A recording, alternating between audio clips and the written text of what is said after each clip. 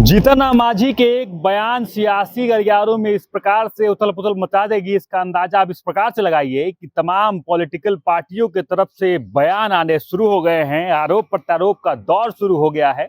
और अभी हम जीतन राम मांझी के आवास के बाहर है और अब देखिए कि जीतन राम मांझी कल एक बयान देते हैं, एक वीडियो उनका सोशल मीडिया पर वायरल होता है और सियासी गलियारों में जो है एक तरह से हलचल सी पैदा हो जाती है। हर तरफ से आरोप प्रत्यारोप का दौर शुरू हो जाता है, चर्चाएं निकलकर सामने आती है। एक वीडियो है जिसमें जीतन राम मांझी जिक्र कर रहे हैं 2020 चुनाव का, जहां पे वो कहते हुए नजर आ रहे हैं कि 2020 में 2700 वोट से जीत गए थे। अगर इस बार भी अगर बोले होते, 1600 वोट से ही हारे हैं, बताए होते तो इस बार भी कुछ हो सकता था, लेकिन मैदान छोड़ के भाग गए। अब इस पूरे बातों का जिक्र निकलता है और विपक्ष जो है सीधे तौर पे हमलावर हो जाती है। वोट चोरी का आरोप एक तरफ जहां विपक्ष लगातार लगाती रही है, तो अब जो ये सवाल है, अब ये निकलकर सामने आता है कि क्या सत्ता पक्ष भी वोट चोरी का आरोप जो है वो लगा रही है। हालांकि विपक्ष की तरफ से बयान आते हैं, उसके बाद एनडीए के तमाम नेता के को भी जब सवाल पूछा जाता है तो वो भी अपनी प्रतिक्रिया देते हुए नजर आते हैं। उनका कहना था कि ऐसा कुछ नहीं हुआ है, लेकिन उसके बाद जीतन राम मांझी भी एक्स पर एक पोस्ट करते हैं और इस तमाम मामले पर अपनी प्रतिक्रिया देते हुए नजर आते हैं। वो लिखते हैं कि मेरे एक वीडियो के साथ छेड़छाड़ कर वायरल करने वाले कुछ लोगों को लगता है कि मुसहर के लाल को बदनाम कर देंगे।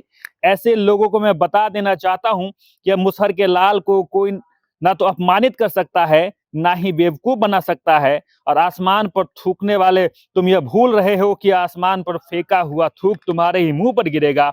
अब मांझी ब्रांड हो चुका है, किसी से डरने वाला नहीं है। देखिए, एक बयान और सियासी गलियारियों में जो है पूरे तरीके से भूचाल, पूरे तरीके से हलचल जो है वो पैदा हो गई है। हालांकि जीतन राम मांझी इस तमाम वीडियो को लेकर ये कह रहे हैं कि ये वीडियो है, इसके साथ छेड़छाड़ की गई है, लेकिन एक वीडियो जो कल से सोशल मीडिया पर वायरल हो रही है, पुराने चुनाव का जिक्र होता है, 2020 का जिक्र होता है, जिसमें यह कहा जाता है कि उस वक्त हार रहे थे 2700 वोटों से, उस वक्त भी हमने कोशिश की और जो है जीत हासिल हुआ। इस बार भी बताते तो कुछ अलग समीकरण हो सकता था, लेकिन मैदान छोड़कर भाग गए।